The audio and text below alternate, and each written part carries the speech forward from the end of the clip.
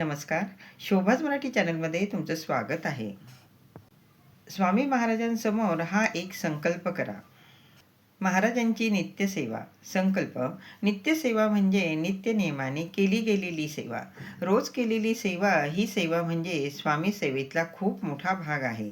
आपल्या आयुष्यात अडचणी, अडथळे असतात. माणूस जन्माला येतो तेव्हा सोबत मागच्या जन्माचं कर्म पण सोबत घेऊन येत असतो. जोपर्यंत आपलं वाईट कर्म कमी होत नाही तोपर्यंत अडचणी कमी होत नाही. आपल्याला महाराजांकडून खूप काही पाहिजे असतं, आपण मागतच असतो. पण जोपर्यंत वाईट कर्म कमी होत नाही तोपर्यंत अडचणी कमी होत नसतात. आणि हेच वाईट कर्म कमी होण्यासाठी सेवा करणं खूप महत्त्वाचं आहे. महाराज आपली परीक्षा घेत असतात. आज सेवा केली आणि लगेच फळ मिळतं असं नसतं. आपले महाराज कधीच कुणाचं काही बाकी ठेवत नाही.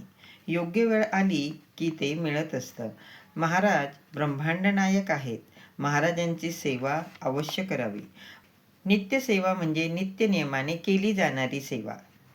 महाराजांसमोर एक संकल्प करा. मी रोज सेवा करणार. काहीही झालं तरी महाराजांची सेवा करणार. नित्यसेवा करणं म्हणजे रोज आपल्याकडून सेवा झालीच पाहिजे.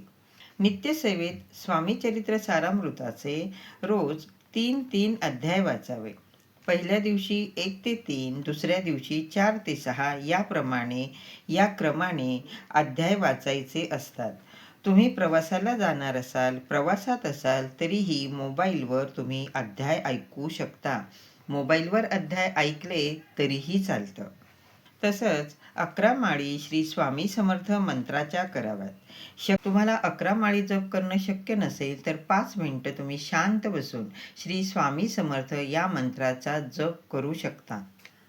तारक मंत्र किमान 1 वेळा रोज म्हणावा. महाराजांची सेवा केव्हाही करू शकता. तुम्ही सेवा करत आहात पण तुमचं काम पूर्ण होत नाही, सेवेमध्ये अडथळे येतात म्हणून सेवा अर्धवट सोडू नका. सेवा करत राहा. महाराज परीक्षा घेत असतात. सेवा अर्ध्यात सोडायची नसते. योग्य वेळ आल्यावर महाराज देत असतात. महाराज इतकं देतील की आपली ओंजळ कमी पडेल, म्हणून सेवेत सातत्य ठेवावं लागतं. करता आणि करविता आपले महाराज आहेत. सेवा अर्ध्यात सोडू नका. धन्यवाद. सर्वांना श्री स्वामी समर्थ.